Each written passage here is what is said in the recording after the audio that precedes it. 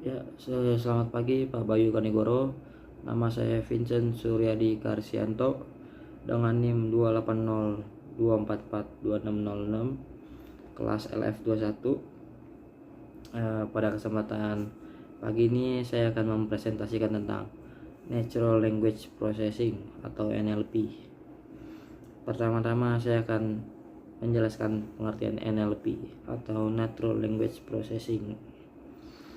Natural Language Processing atau disingkat dengan NLP adalah cabang dari kecerdasan buatan AI yang berfokus pada interaksi antara manusia dan komputer melalui bahasa alami. NLP menggabungkan linguistik komputasional dan teknik machine learning untuk memahami, menganalisis, dan menghasilkan bahasa manusia secara otomatis. Selanjutnya yang kedua itu ada komponen dan teknik dalam NLP. Yang pertama itu ada pre-processing dalam NLP. Sebelum data teks dapat diproses oleh model NLP, biasanya dilakukan tahap pre-processing untuk membersihkan dan menyiapkan data. Yang pertama itu ada tokenization atau memecah teks menjadi unit kecil yang disebut dengan token, termasuk kata, frasa, atau karakter. Contohnya, kalimat saya suka belajar NLP. Tokenized-nya saya suka belajar NLP. Yang kedua itu ada stop word removal. Menghapus kata-kata umum yang tidak memiliki makna signifikan seperti dan, di, ke, dan lain-lain. Selanjutnya itu ada stemming dan lemmatization. Mengubah kata menjadi bentuk dasarnya. Stemming memotong akhiran kata, contoh berlari menjadi lari. Lemmatization menggunakan aturan linguistik untuk mendapatkan bentuk dasar yang benar, contoh makanannya menjadi makan. Selanjutnya itu ada part of speech tagging. Menemukan kelas kata, termasuk kata benda, kata kerja, dan lain-lain dalam kalimat. Contohnya, saya makan nasi, saya dalam kurung PRP, makan dalam kurung VB, nasi dalam kurung NN. Selanjutnya itu ada name entity recognition. Mengidentifikasi entitas penting dalam teks seperti nama orang, lokasi, atau organisasi. Contoh, Google didirikan di Amerika Serikat.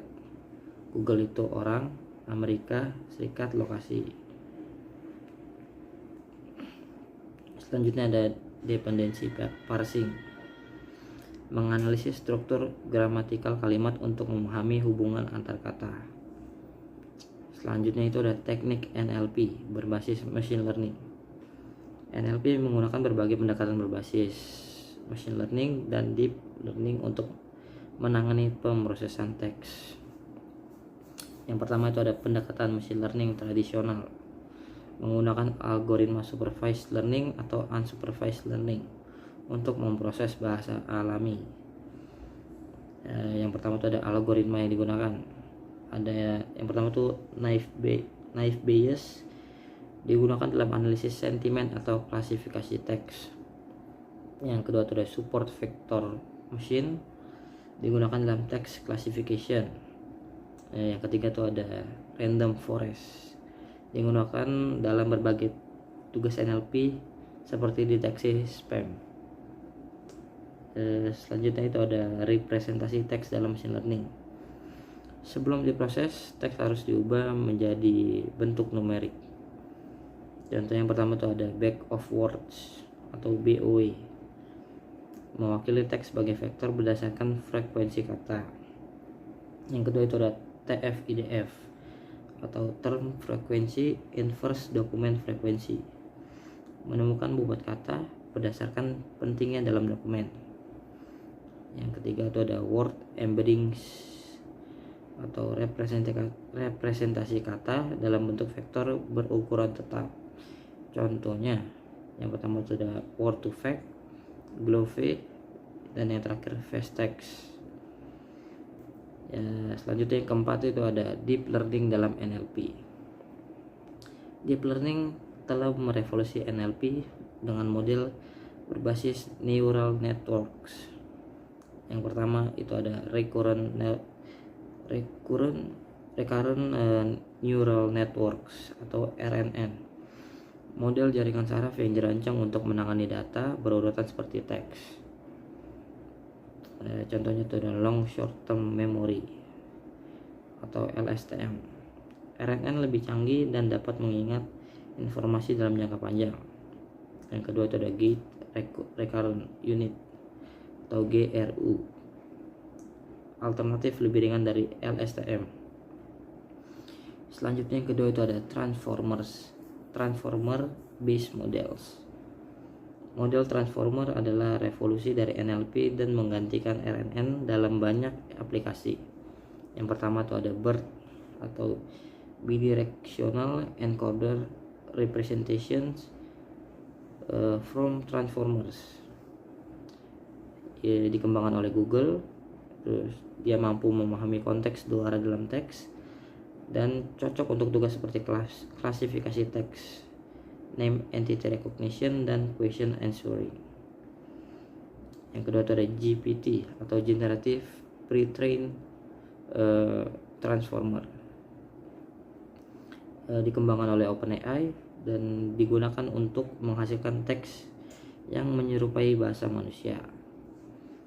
Selanjutnya itu ada T5 dan XLNet. T5 atau text to text